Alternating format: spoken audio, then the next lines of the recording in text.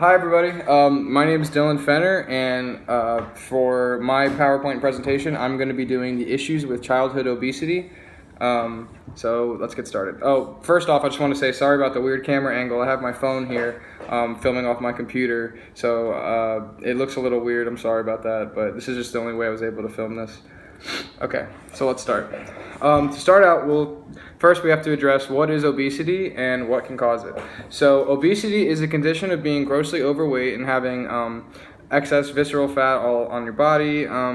And so for specifically this presentation, we're going to be talking about children for the most part. So I've pulled from the CDC, which is the Centers for Disease and Control Prevention, and they've defined obesity in children at a BMI at or above the 95th percentile for people in that same age and sex group.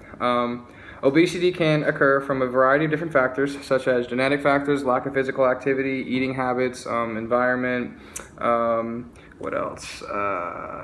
And then also other health problems that can occur with like bad eating habits, such as the onset of like diabetes or becoming insulin resistant and things like that nature from eating habits before like obesity happens. That can happen too, which can result in someone becoming obese due to like not producing insulin or stuff like that for diabetes. So anyways, and then also lastly, a child is considered to be obese if their body weight exceeds 20% higher than the ideal body weight for a boy or girl at that same age or same age and height group. So like 20%, the 20 percentile or higher, they're considered to be obese and overweight. Okay, so next we'll talk about how common obesity is and what are the concerns. So I found a different study where between the years of 2003 and 2004, researchers found that 17.1% of children ages ranging from 2 to 19 in a population study of 12.5 million people were found to be in the overweight or obese category. In the same type of study with a population of 66 million adults, they found that 32.2% of those adults were considered to be obese, and then 5% of that population was to be considered extremely obese, and that's kind of drawing the correlation between parental obesity and that carrying on to their children into their adulthood. Like that draws the correlation that there is a relationship between that. These numbers were very concerning for children and adults because of these conditions. These people had a much higher risk for heart disease and other seriously detrimental health effects, and we'll see as we continue to go. Okay.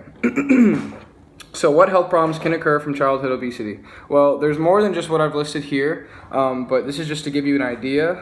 So things like pre-diabetes or diabetes can happen, high blood pressure or hypertension, sleep apnea, you can develop asthma, bone issues during puberty, such as like hip problems or knee issues. That can happen due to the excess weight you're carrying around on your bones while you're growing, for children specifically.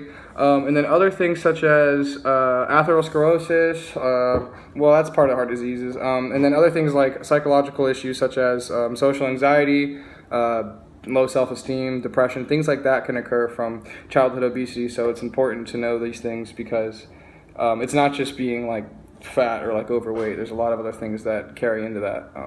So we'll keep going. Okay. Down here, this picture is just a self-perception profile for children's. It's the logo, and we'll be using that for this PowerPoint. You'll see. Okay, so what social and mental issues can develop from obesity?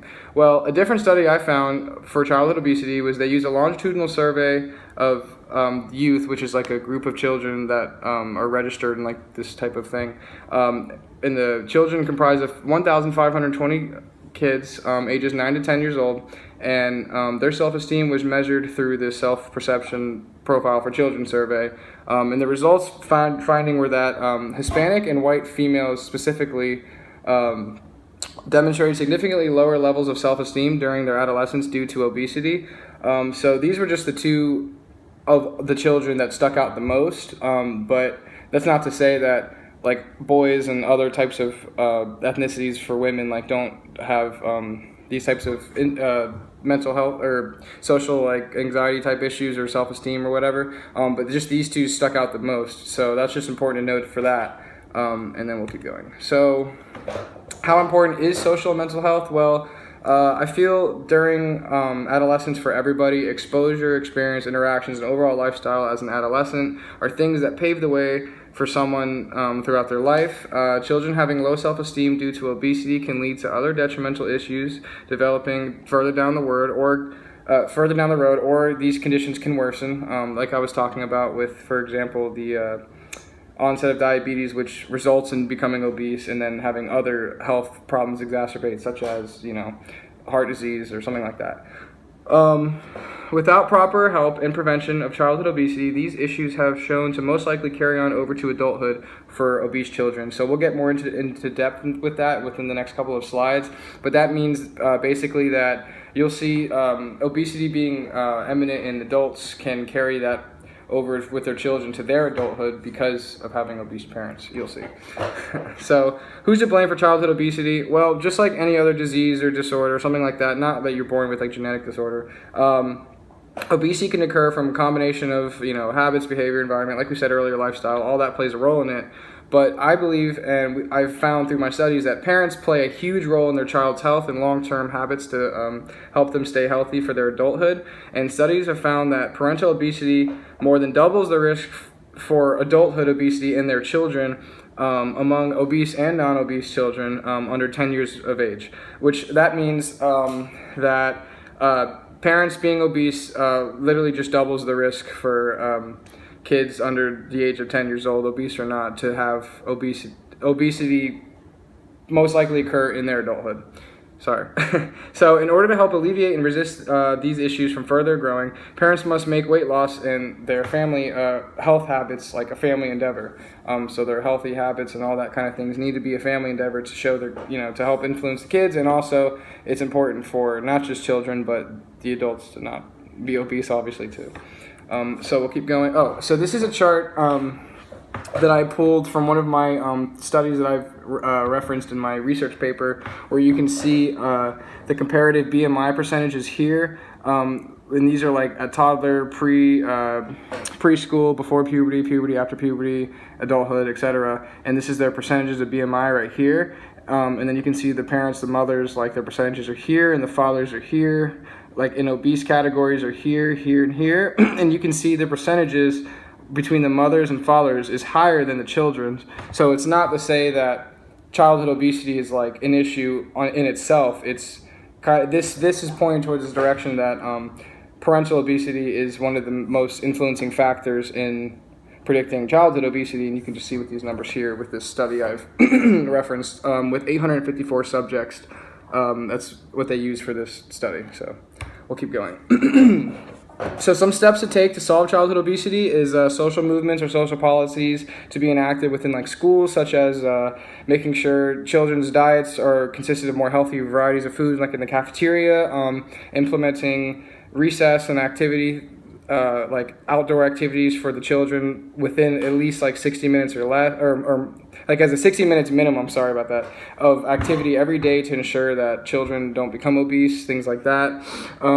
Parents also need to monitor their children's social media and video game activity, as I feel these are major influences for childhood obesity. Things like going on Instagram and stuff and trying to become like social media famous, or things like the major influences from social media, like, things like Fortnite, that video game where all these children just think it's like one of the biggest things you should be doing and like playing it all the time. Like from personal experience, my younger stepbrother is like obsessed with Fortnite. All he wants to do is do that. And before, all he used to do is play soccer and basketball and things like that. So I've seen firsthand how influences like that have changed people from being like athletic to like wanting to be indoors and doing things like that. So that's just what that means.